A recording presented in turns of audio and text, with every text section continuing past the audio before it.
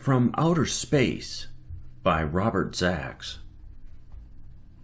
The grizzled old space veteran leaned back in his chair and stared up through the transparent dome. In the black sky, myriad white specks gleamed without twinkling, their light unbent by atmosphere or dust. The steady pulse of the air makers kept rhythm with the heartbeats of the young men seated in a semicircle, listening with glistening eyes to these ancient tales of an Earth they'd never seen, the home of their species. They stared hungrily at the old man's face. There was a silvery spot on the chin where Venusian fungus had nearly gotten into his bloodstream and had had to be burned away. Over one eye, an eyebrow was gone, replaced by scar tissue grown on a planet at the other end of the galaxy, where the light of enormous fireflies wasn't cold, as on ancient Earth, but searing with heat. Imagine, they marveled, such weak flame and fireflies. Not weak, corrected the old man, just different. Those insects on Earth didn't have to fight off intense cold. They had a much thicker atmosphere and were close to the sun, and they didn't feed on alcohol. The young men's eyes glittered.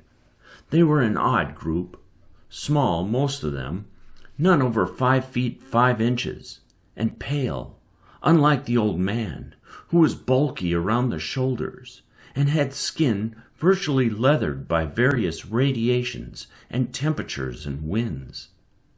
Each day this group waited hungrily for the old man to come and talk to them. The stories he told were the breath of life to them, and all of the tales of adventures in the far ends of the universe. The one that was most repeatedly called for was the story of what had happened to Earth. "Tell us about Earth," said one of them, now in a low voice. "About how great we were," said the old man. "About what love was like. About homes and children, and how a man went to work in the morning, at tasks of his own choosing. Or, no, about what happened, you know, at the finish." The old man looked up again. His eyes were dreamy. "Earth," he said softly. "Earth. I've been through the galaxies these last 40 years, and I've seen planets by the 1,000, and there was never one like Earth." "Tell us," they said, each in urgent, differing words, but all with the same tortured look. "Tell us about what went wrong." "I've told you 100 times," he said, but they wanted it again, like a man who relives an incident to examine each moment with incredulity, as if in hope that it will fade and not have happened, as if in unconscious attempt to move sideways from that point into another time stream probability where a different course of action will be true. "All right," said the old man. The first they had heard of the strangers from outer space was when the new ultra-shortwave frequencies were used. Professor Kennicott of Palmyra University was the first to find how to generate and control them.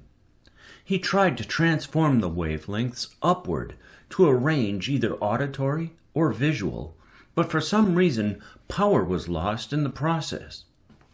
Apparently, he gave them a sufficient jolt with extra voltage. However, because they were picked up by the strangers in outer space as a signal, the heavy-side layer did not stop these wavelengths. Professor Kennicott was startled one day when he heard, or thought he heard, a soundless voice in his mind. It said, "Interesting. We didn't know there was life on your planet or in your solar system." Professor Kennicott shook his head and looked around. Nobody was in the laboratory. "Of course," said the voice. "We detected atomic radiations from the area, but 𝘍𝘳 thought it might come from your sun. Tell us, please, are you a grade 3 society?" "My God," muttered Professor Kennicott, "I'm having hallucinations. There seems to be some difficulty establishing telepathic communication," came the puzzled thought. And then, after a pause, could it be we're in communication with creatures of zero grade? Another thought from elsewhere answered, and yet Professor Kennicott, somewhat, was tuned in. Impossible.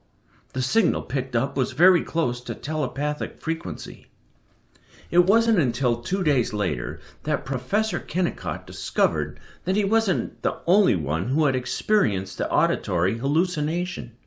The entire college was babbling about how Professor Johnson had come running out of the chemistry lab, which was 2 doors away from physics, holding his head and babbling nonsense.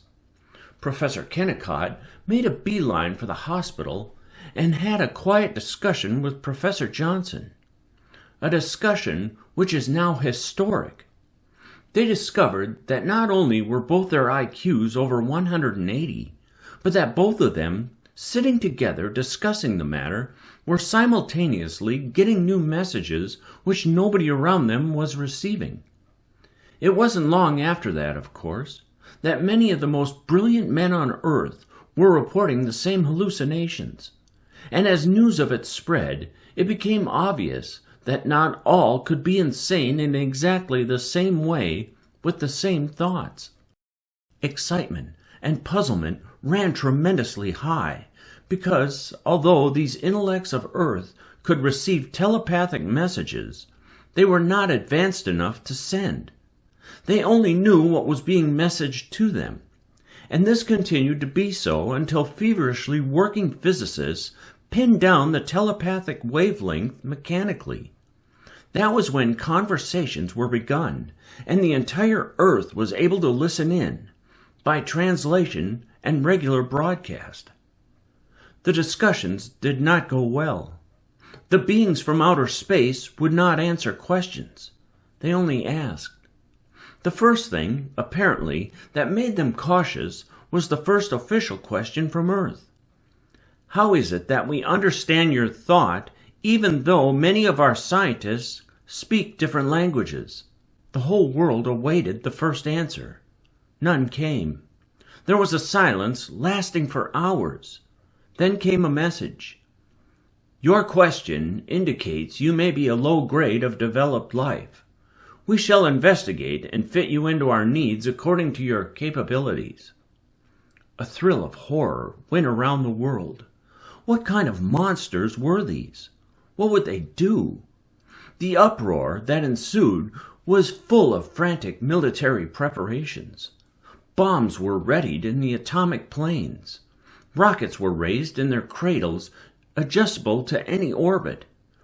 Unfortunately, nobody thought to conceal this, and some fool had failed to shut off the telepathic wavelength.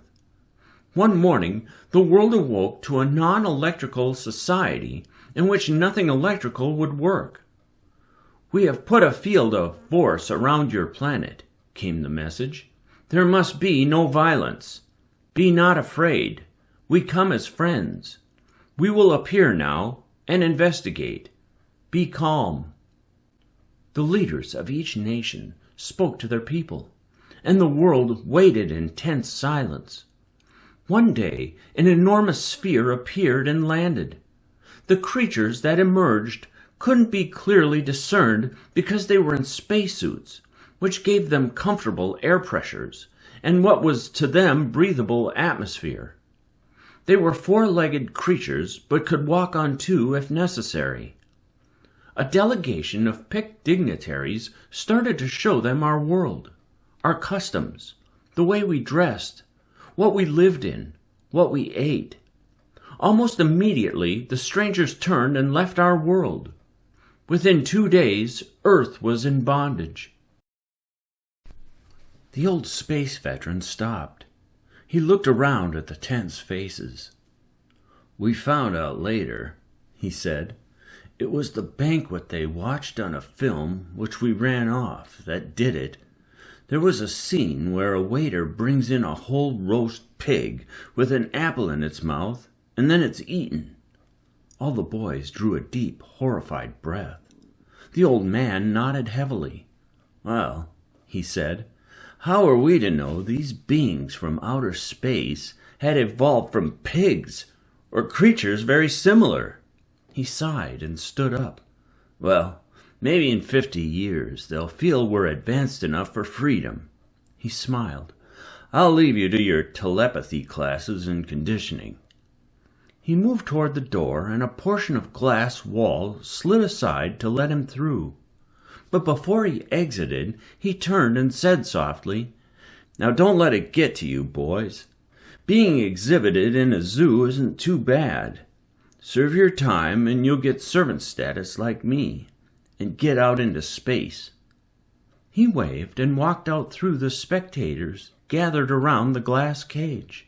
They moved aside to let him through, staring at him with brilliant brown eyes, their snout-like noses twitching in sympathy and kindness, their pig-like faces gentle with the expression a man gives a trained dog.